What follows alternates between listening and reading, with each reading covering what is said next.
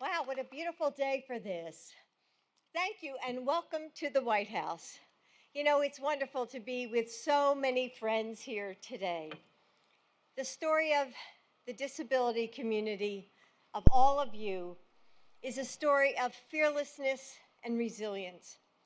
It's the story of tireless dedication and overcoming incredible obstacles, both figurative and concrete. Who could forget the image of then 8-year-old Jennifer Keelan Chaffins leaving her wheelchair behind to crawl up the congressional steps along with dozens of other disability rights activists, showing the world what it was like to be denied access to the people's capital.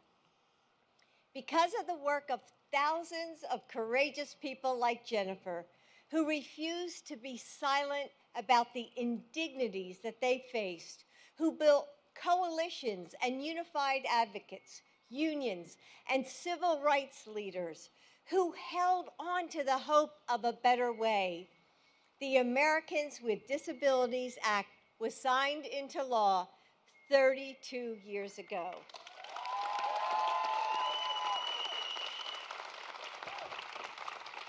This community continues to shape our nation, crafting our laws and dismantling injustice, penning our poetry and painting our dreams, teaching our children and pushing the frontiers of our future. So you all probably know I'm an English teacher. Maybe there's some English teachers in the audience. So I want to end with the words of the advocate and poet, Susan Mazrui. She wrote, and here she is. Stand up, Susan. Yes.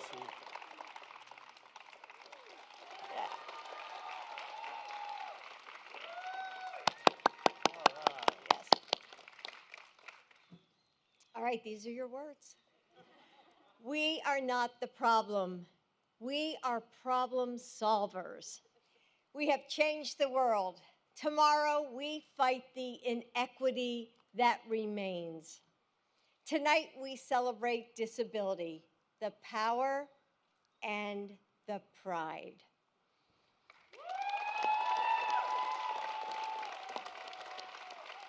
Pretty good.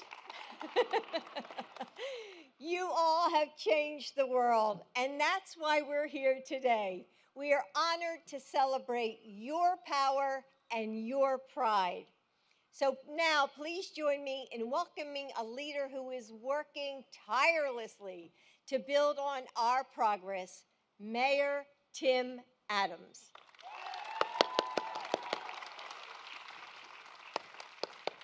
Need some help?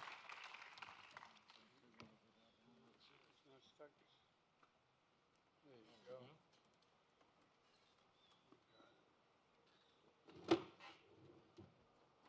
Thank you, Mr. President.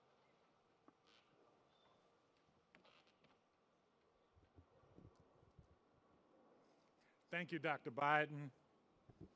Greetings, distinguished guests.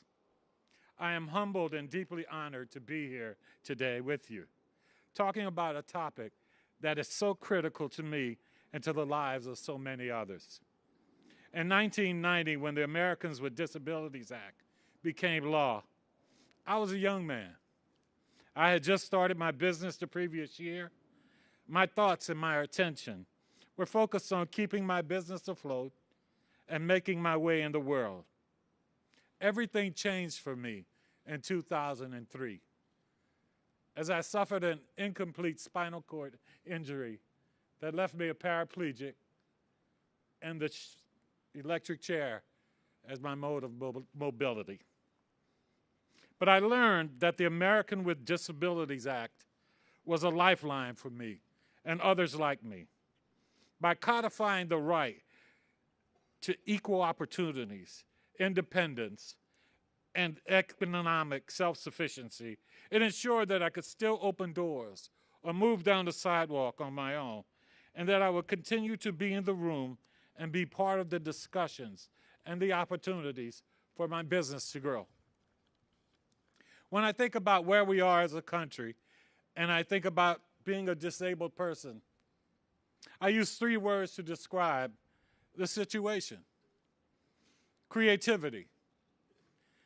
My disability means that sometimes I can't do things in the same way as others do. I have to adapt and to be creative in accomplishing tasks that others take for granted. The ADA has allowed us to imagine a world where adaptations are possible for all. Ingenuity.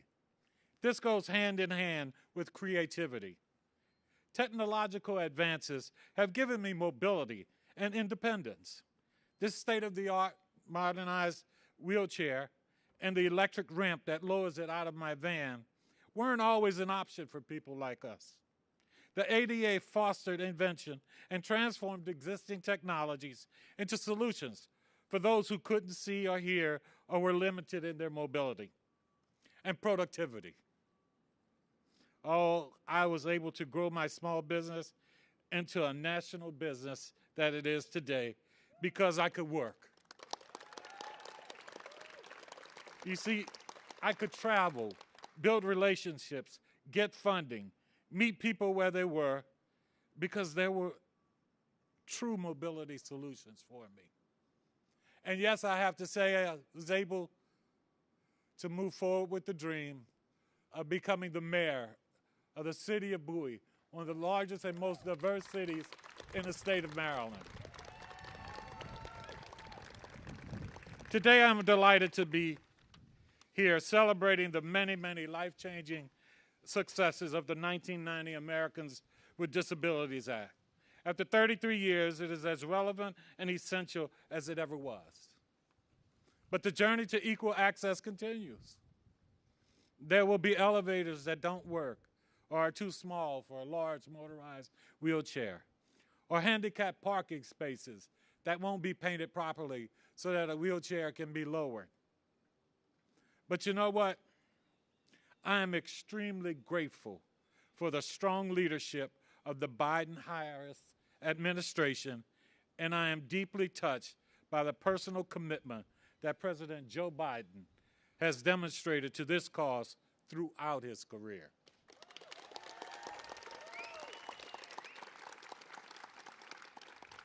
Now, ladies and gentlemen, it is my distinct pleasure and great honor to introduce the President of the United States of America, the Honorable Joe Biden, and to thank him personally for all he has done for all of us with disabilities. Thank you. God bless you.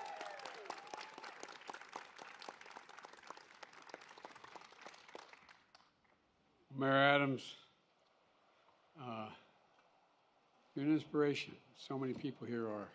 Amy and others that look out, and they're simply an inspiration to people not only with disabilities, but people who don't have disabilities, find themselves feeling sorry for themselves and realize, wait a minute, what am I complaining about? You know, and I enjoy Jill welcoming all of you. I echo her welcome. And every time she stands up and speaks, I think about this is a woman who didn't want to be involved in public life and speaking. I wonder what in the hell I'm voting for her. I'm not running. Tammy, it's great to see you, kiddo. You're not only a great senator, but you're really genuinely a hero. You're a war hero. And Steny Hoyer, probably one of the most effective legislators in the last 40 years in the United States Congress, and a good friend. And Jim, you're a pioneer in the House, 22 years. 22 years. And if you wonder why there's so many Secret Service around, they're here to prevent you from retiring. Don't go. I don't want you to go. You're the best, pal. You're the best. You really are. And I see a couple others out there. Who's that guy sitting next to you? He's new to the body. He knows about New York and bridges and all kinds of other things, but has also been an incredible supporter of the Disabilities Act. We go back and remember guys like Bob Dole and others, don't we, pal, who did so much. Look, I want to thank all the courageous advocates that are here, and there are a lot of advocates here, who've worked so hard to make our country more accessible and more just. Jill and I just wanted to host this celebration for two reasons. First, to celebrate Americans with Disabilities Act that our dear friend Tom Harkin of Iowa helped write and passed 32 years ago. And I was honored to be a co-sponsor. I take no credit for putting together. Tom did all the heavy lifting, but I knew then how important it was. And members of both parties pressed through it through two administrations, led by a dear friend of mine and many of us, the Republican leader Bob Dole. And under President George H.W. Bush, signed into law one of our most important civil rights laws ever.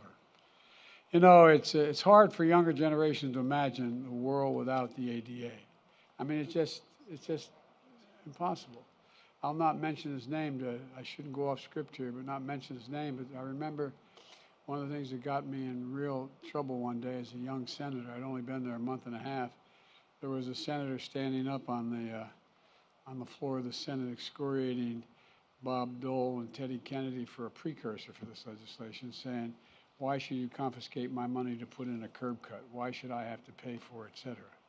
And you know, it really is something that you all, even those of you who are not here, who are here that are not disabled, you feel in your gut.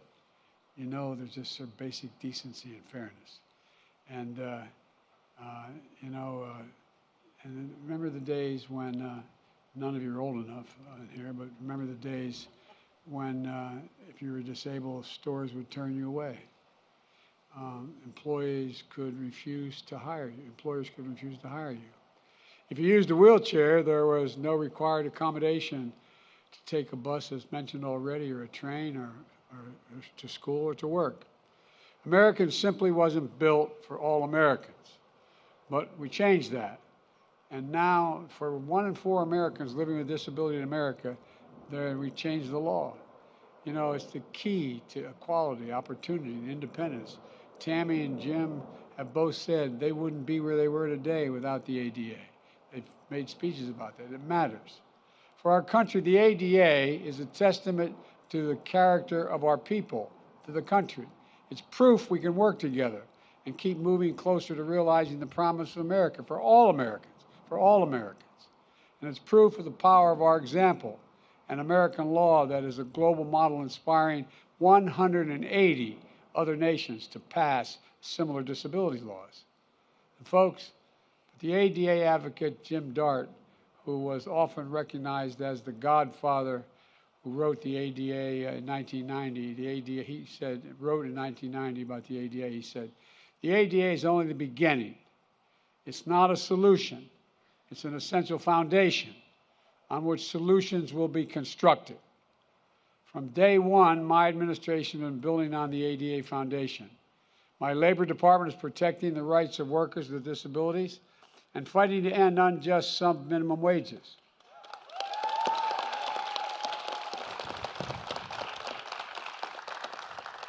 That's critical when today disabled Americans are still 3 times less likely than others to be employed and often earn less for the same work that's being done by others.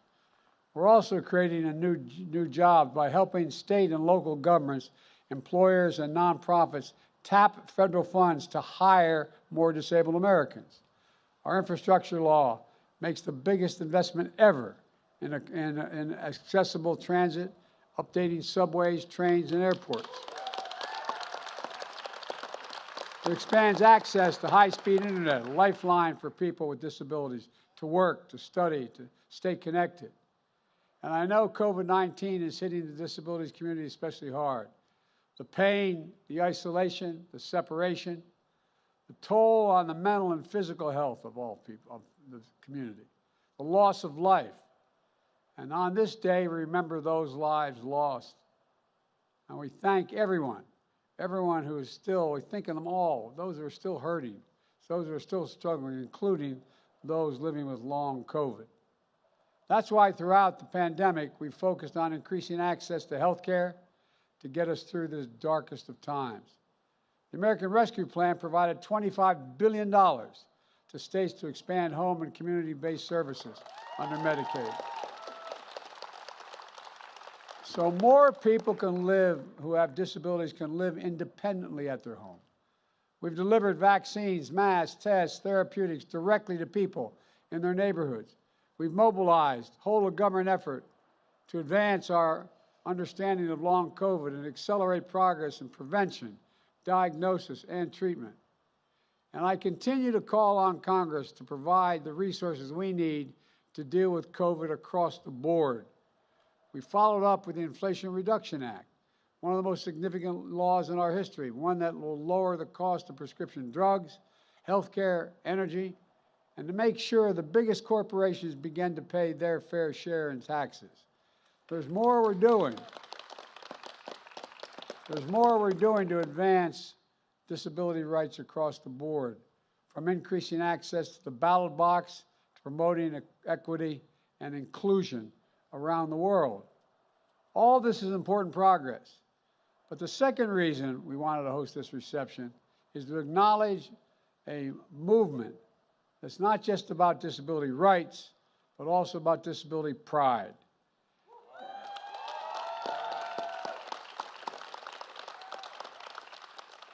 It's about recognizing disability isn't something broken to be fixed. For millions of Americans, their disability is a source of identity and power. Disability pride is about every American's equal right to be recognized for who they are. It's about celebrating the progress we've made and the future ahead. And one of the reasons I'm so optimistic about our future is because of our young people. They're the most gifted, best educated, talented, and accepting generation in our history. And joining us today is one of the generation's brightest lights. I'm going to turn it back to Jill to introduce him, but God bless you all, and may God protect our troops. Jilly, the floor is yours.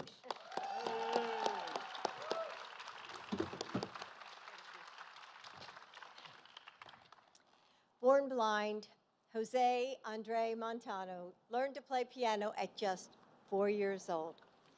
Today, at 17, he's played festivals and concert halls across the world, including at the Kennedy Center, where I heard him earlier this year. I was stunned by his music. It was incredible, and I couldn't wait to bring him to the White House.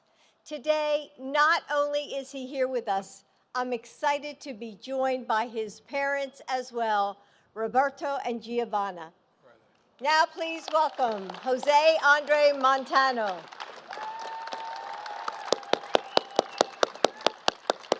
We'll go down on this. We'll go down here on this.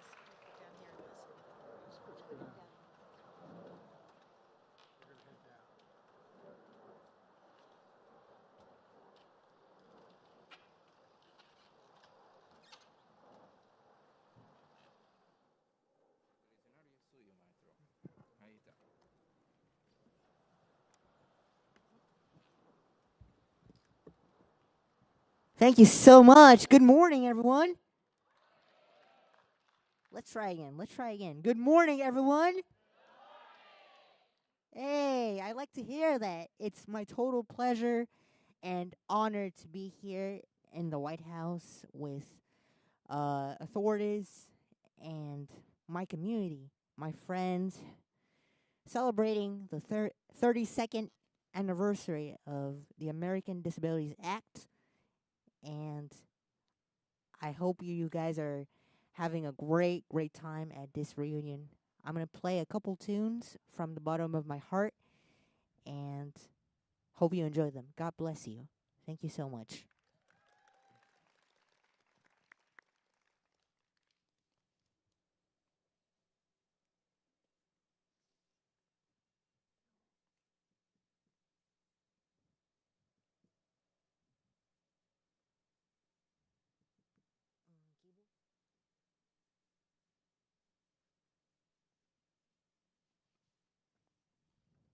It's not working.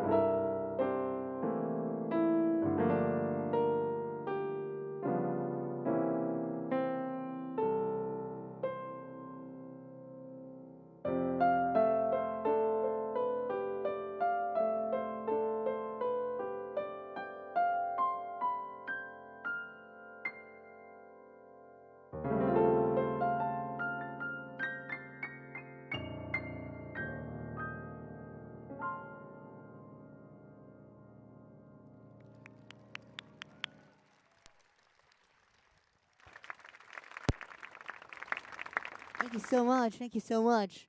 I hope you enjoyed that tune. Do y'all enjoy that?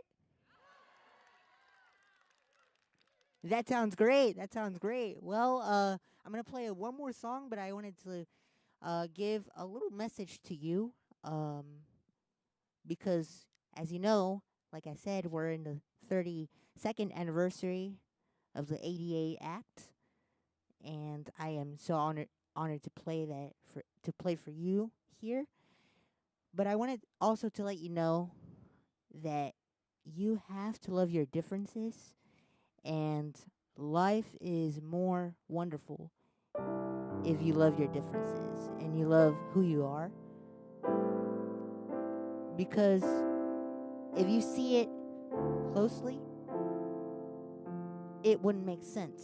Life wouldn't make sense. So it's always good to see it with a great smile every day. Be responsible with your work, your study, and your environment. And let's take care of the nature, because that's where we live, and that's where we are truly prosperous. Let's make the world a better place. Thank you so much. I'll play one more song, and God bless you. Thanks.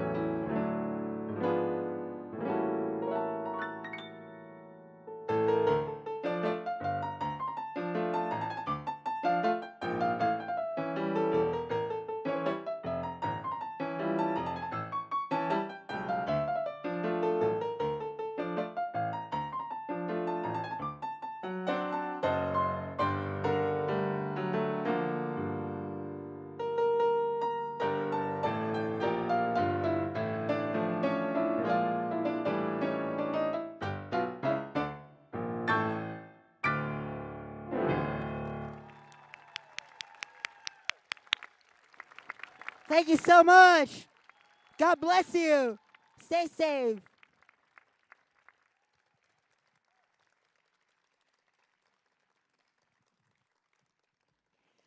Wasn't he incredible? Can we say thank you one more time? Not only do you play beautiful music, but you have a beautiful heart and soul as well. Thank you. Thank you, Mayor Tim. Thank you, Sheila, for all being here. I hope you enjoyed the White House. Thank you. It is my pleasure, Dr. Jill Biden. Thanks for the invitation. You're welcome.